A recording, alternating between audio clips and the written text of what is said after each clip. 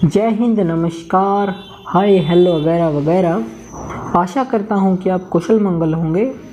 मेरा नाम है उत्तम और आज की वीडियो में हम डिस्कस करने वाले हैं कि एसएससी स्टाफ सिलेक्शन कमीशन के जो फॉर्म होते हैं वो कैसे फिल किए जाते हैं। तो वीडियो शुरू करने से पहले मैं आपको बता देता हूँ कि वीडियो को like, share, comment and subscribe ज़रूर करें। आपको जिस भी टॉपिक पे वीडियो चाहिए वो कमेंट करें। तो स्टाफ सिलेक्शन कमीशन के जो फॉर्म होते हैं उन्हें फिल करना बहुत ही इजी होता है, क्योंकि हमें एक ही बार रजिस्टर करके, जिसमें हमारी ज़्यादातर डिटेल एक ही बार में सबमिट हो जाती हैं, उसके बाद हमें बस पोस्ट के अकॉर्डिंग हर बार सिर्फ अप्लाई करना पड़ता है, जिसमें उस पोस्ट के अकॉर्डिंग या हमारी एक्स सर्विसमैन या कुछ अपडेट के लिए ही सवाल पूछे हुए होते हैं। उसके अलावा हमें कोई भी दोबारा से रजिस्ट्रेशन करने की ज़रूरत नहीं होती है। हम सिंपली एक ही रजिस्ट्रेशन नंबर से एसएससी के कितने ही फॉर्म फिल कर सकते हैं। जब वो फॉर्म की एप्लीकेशन डेट आती है हम उन्हें चेक कर सकते हैं। तो जो सबसे इम्पोर्टेंट प्रोसेस होता है एसएससी का वो होता है उसकी रजिस्ट्रेशन। तो चलिए रजिस्ट्रेशन के लिए प्रोसीड करते हैं। तो सबसे पहले हमें जाना होगा एसएससी की ऑफिशियल वेबसाइट पर, जो है ssc.nic.in। इस पे जाने के बाद आप जैसे ही देखेंगे जो लॉगिन वाला सेक्शन है उसके थोड़ी ही नीचे आपको मिलेगा न्यू यूज़र का लिंक।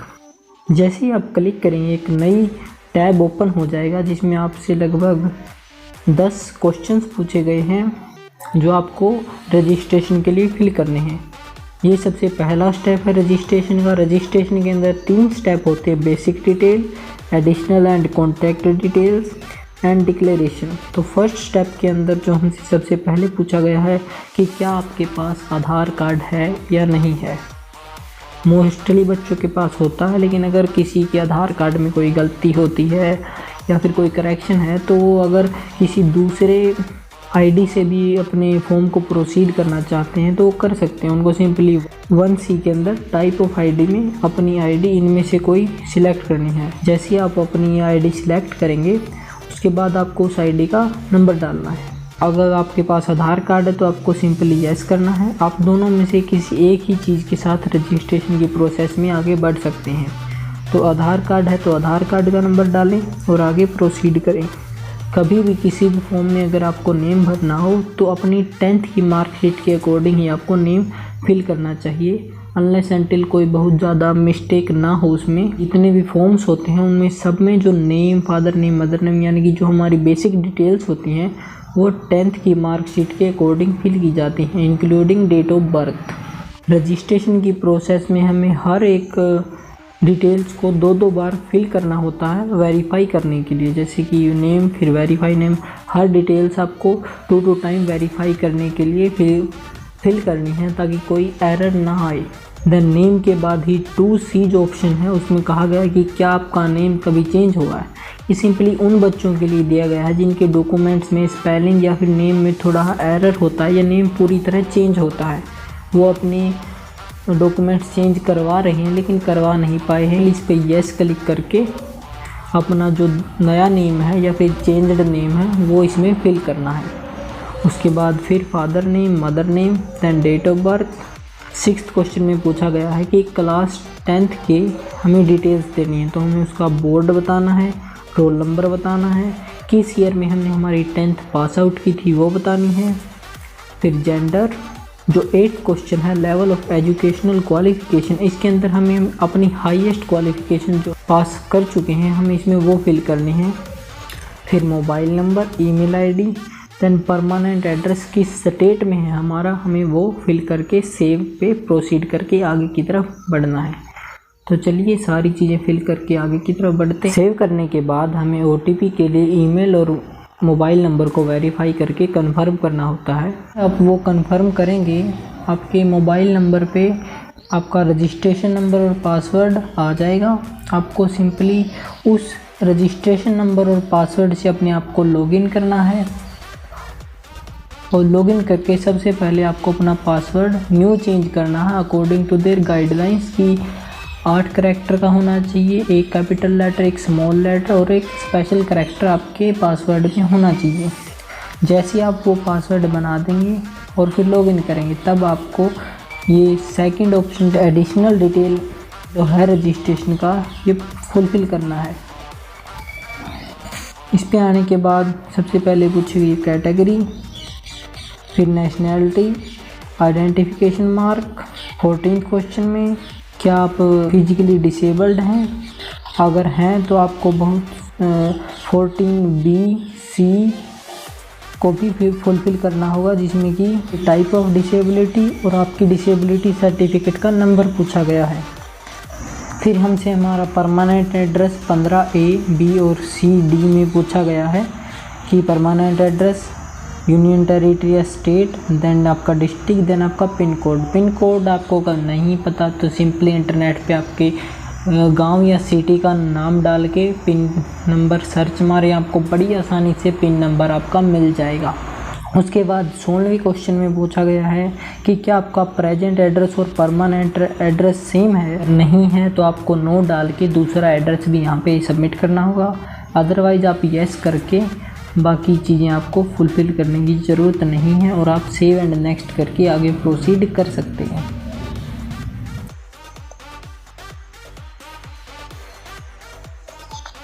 देन लास्ट हमसे हमारी डिक्लेरेशन पूछी गई है, जिसमें हमें सिंपली आई एग्री वाले पे चेक बॉक्स पे क्लिक करके फाइनल सबमिट को कर देना है। फिर आपके मोबाइल नंबर और ईमेल पे OTP आएंगे, आपको आप किसी एक OTP से भी आगे प्रोसीड कर सकते हैं। जैसे रजिस्ट्रेशन कंप्लीट होगी आपको ओके डाल के, तो यहाँ ख़त्म होती है हमारी रजिस्ट्रेशन प्रोसेस।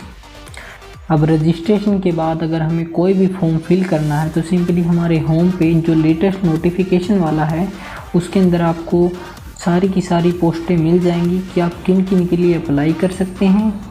जैसे कि 1, 1, 2 और 3 के नीचे हमको अप्लाई का ऑप्शन दिखता है, तो आप यहाँ पे क्लिक करके इनके लिए अप्लाई कर सकते हैं। इनकी लास्ट डेट और कुछ इम्पोर्टेंट इन्फॉर्मेशन इनके अंदर ही मेंशन की गई हैं। आपको अभी भी कोई चीज़ अप्लाई करने से पहले रजिस्टर करनी, ध्यान रहे अप्लाई करने के बाद आपने जो मॉडिफाई किया है वो फॉर्म में मॉडिफाई नहीं हो सकता,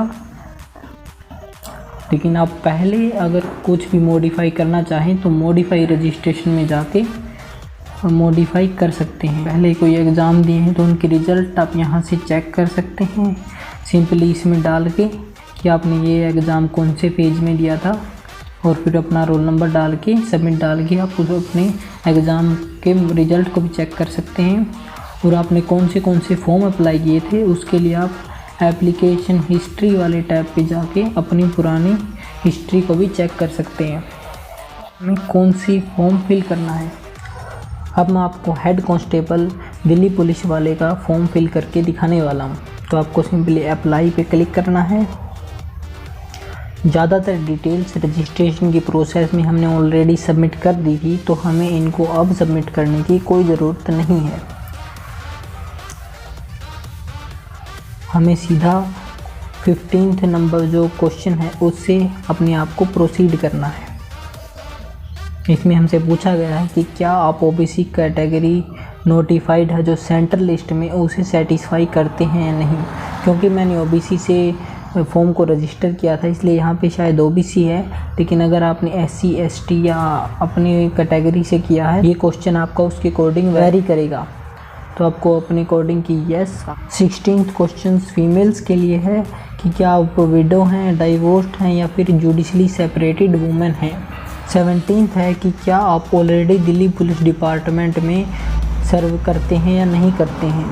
देन 18वां है कि क्या आप किसी MTS या दिल्ली पुलिस के पर्सन या रिटायर या फिर डिकेज पर्सनल के सन या डॉटर हैं। 19th में हमसे पूछा गया है कि क्या आपने किसी भी स्पोर्ट्स में नेशनल लेवल और इंटरनेशनल लेवल में अपने आप को रिप्रेजेंट किया है पिछले 3 साल के अंदर।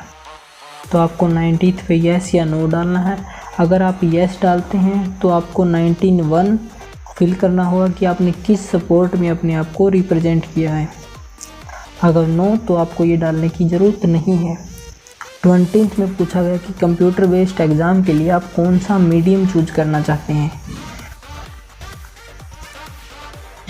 इसके अंदर आपको मिलती हैं सिर्फ 2 ही लैंग्वेज, इंग्लिश और हिंदी। उसके बाद हमें अपने एग्जामिनेशन सेंटर को चूज करना है। हमें किन्हीं भी 3 सेंटर को चूज करना है। मेक श्योर अपने नज़दीक वाला सेंटर ही आप चूज करें। हमें अपना सेंटर अपने रीजन के अकॉर्डिंग ही सिलेक्ट करना होता है। जैसे कि मैं आपको एग्जांपल देता हूँ कि सीआर, अगर आप पहला सेंटर सीआर चूज करते हैं तो आपको हर एक सेंटर सीआर रीजन से ही चूज करना होगा। मतलब ये नहीं है कि आप एक नॉर्थ इंडिया का भर दें, एक साउथ इंडिया का भर दें, आप ऐसे सेंटर को चूज़ नहीं कर सकते हैं। आपको सिंपली एक ही रीजन के सेंटर सिलेक्ट करने होंगे तीनों। एग्जाम्पल के लिए मैं आपको जैसे सीआर आगरा डालता हूँ तो जो सेंटर 2 है उसमें हमें सिर्फ सीआर के ही ऑप्शंस अवेलेबल होंगे, हमें बाकी ऑप्शंस अवेलेबल नहीं होंगे। 22वां क्वेश्चन है कि क्या आप आर्मी में सर्व कर रहे हैं या सर्व कर चुके हैं, मीन्स क्या आप एक्स सर्विसमैन हैं। तो अगर आप नहीं हैं तो नो करिए। अगर आपने येस करते हैं तो आपको 22, 1, 2, 3, 4, 5, 6 को भी फिल करना होगा, जिसमें कि आपको डिटेल्स डालनी है कि किस डेट को आपने ज्वाइन की थी आर्म फोर्सेस। 10.3 है कि आपने डिस्चार्ज कब लिया था आर्म फोर्सेस से। 0.4 है कि आपने कितने टाइम के लिए सर्व किया था आर्म फोर्सेस में। 0.5 है कि क्या आप ऑलरेडी किसी सिविलियन पोस्ट पे हैं एक्स सर्विसमैन के रिजर्वेशन कोटा के साथ। 6 है कि आपने सिविलियन पोस्ट कब ज्वाइन की थी। 25 और 0.5 और 0.6 आपको तब फिल करनी है जब आप एक्स सर्विसमैन का कोटा लेके पहले ही किसी सिविलियन पोस्ट को एक्वायर कर चुके हों। 23 है कि क्या आप एज रिलैक्सेशन के लिए अप्लाई करना चाहते हैं, तो इसका नो। लेकिन अगर आपकी एज जा चुकी है और आप येस करते हैं तो आपको 2.2 भी फिल करना होगा, जिसमें आपको डालना होगा कि आप किस कैटेगरी के लिए एज रिलैक्सेशन डाल रहे हैं। तो क्योंकि हमने फॉर्म ओबीसी से भरा है तो ओबीसी ही इसमें कोड हम डाल सकते हैं। 24 कि क्या आप एनसीसी नेशनल कैडेट कॉर्प्स के सर्टिफिकेट होल्डर हैं। अगर येस करते हैं तो आपको 0.2 फिल करना होगा कि आप कौन से टाइप का सर्टिफिकेट होल्ड करते हैं, अदरवाइज़ आप नो से प्रोसीड कर सकते हैं। 10.25 में कि टाइपिंग टेस्ट आप किस मीडियम से देना चाहते हैं। अगेन इसमें आपको सिर्फ 2 ही लैंग्वेज हैं, इंग्लिश और हिंदी। 26 में पूछा गया है कि क्या आप RRU राष्ट्रीय रक्षा यूनिवर्सिटी से डिग्री या पोस्ट ग्रेजुएशन डिप्लोमा प्राप्त कर चुके हैं या नहीं। अगर आपने किया हुआ है तो आपको 0.2 फिल करना होगा, जिसमें है कि किस क्लास से आपने उसको पास आउट किया है। देन 27 कि आपने हाईएस्ट क्वालिफ़िकेशन कहाँ तक की है। तो इसमें आपको लगभग हर ऑप्शन मिल जाते हैं, अपने अकॉर्डिंग आपको इसे फिल करना है। देन 28 है 12th के लिए इसमें ऑप्शन आ जाते हैं कि हमने सिंपल 12th स्टैंडर्ड की है। इसी के अंदर अब हमें पासिंग ईयर, स्टेटस, किस यूनिवर्सिटी से या बोर्ड से किया है, कौन से बोर्ड से किया, रोल नंबर, परसेंटेज या CGPA सबको फिल करके ही आगे प्रोसीड करना है। उसके बाद 29 में पूछा गया है कि क्या आप अपनी पर्सनल इंफॉर्मेशन जॉब अपॉर्चुनिटीज़ के लिए प्रोवाइड करना चाहते हैं या नहीं। मीन्स इसमें कुछ प्राइवेट प्लेयर्स को क्या आप अपनी जो पर्सनल इंफॉर्मेशन है वो शेयर करना चाहते हैं या नहीं। ये टोटली आपके ऊपर है, आप येस या नो दोनों कर सकते हैं। सिंपली इसका फॉर्म का ये होता है कि जब भी हमारी जो इन्फॉर्मेशन है ये पब्लिक कर दी जाती है कि अगर किसी भी कंपनी को ऐसी क्वालिफ़िकेशन वाले बच्चे चाहिए तो वो आपको भी इनडायरेक्टली कांटेक्ट करके आपको जॉब्स प्रोवाइड कर सकते हैं। चेक करना कि आपका एड्रेस करेक्ट है। देन आपको फ़ोटो और सिग्नेचर को अपलोड करना है। मेक श्योर आपके डॉक्यूमेंट्स आपके मोबाइल के अंदर हों, आप उन्हें ड्राइव से अपलोड करने की कोशिश ना करें क्योंकि वो ज़्यादा रीडायरेक्ट होते रहते हैं। और मेक श्योर जो उनका साइज़ है वो अलाउड कैटेगरी के अंदर ही वेरी करता हो। जैसे कि फ़ोटोग्राफ के लिए हमें दिया गया है कि फ़ोटोग्राफ का साइज़ 20 से 50 KB का JPEG और JPG फॉर्मेट का होना चाहिए और ये इमेज का साइज सेंटीमीटर्स में बताया गया कि इतने हाइट और विड्थ का होना चाहिए। उसके बाद सिग्नेचर के लिए भी 10 KB से 20 KB both JPG and JPG format में से एंड 4 सेंटीमीटर से 2 सेंटीमीटर विड्थ और हाइट रिस्पेक्टिवली के अकॉर्डिंग आपका सिग्नेचर होना चाहिए। इसमें आपको रेकमेंड किया गया है कि आपकी फ़ोटोग्राफ 17 फरवरी 2022 के बाद की होनी चाहिए। ये तो आपको पता ही है आपको इसके साथ क्या करना है, ज़्यादा रूल्स फॉलो नहीं करते। देन एट लास्ट हमें डिक्लेरेशन पे आई एग्री डाल के और सिक्योरिटी पिन को इस बॉक्स में डाल के पहले प्रीव्यू लेना है और फिर प्रोसीड कर देना है। CBSE वाले बच्चे थोड़े परेशान हो सकते हैं स्टेट यूटी वाले ऑप्शन में, क्योंकि इसमें हमारे एड्रेस का स्टेट या यूनियन टेरिटरी नहीं पूछी गई है। इसमें पूछी गई है कि हमारी यूनिवर्सिटी या बोर्ड की यूनियन टेरिटरी कौन सी है। तो इसमें आपको सिंपली दिल्ली डालना है। अगर आप अपना स्टेट डालेंगे तो इसमें आपको अपना वो ऑप्शन CBSE का नहीं मिलेगा। अगर आपको CBSE का आपने CBSE से 10th 12th की है तो उसके लिए आपको यहाँ पे सिंपली दिल्ली डाल के ही आगे प्रोसीड करना है। ऐसे ही अगर आपका कोई और बोर्ड होता है तो वो भी आप कर सकते हैं। प्रीव्यू पे क्लिक करें। सारी चीज़ों के ऑप्शन आपको एक बार दोबारा से वेरीफाई करने के लिए मिल जाएंगे। सब करने के बाद आपको सिंपली फाइनल सबमिट पे क्लिक करना है।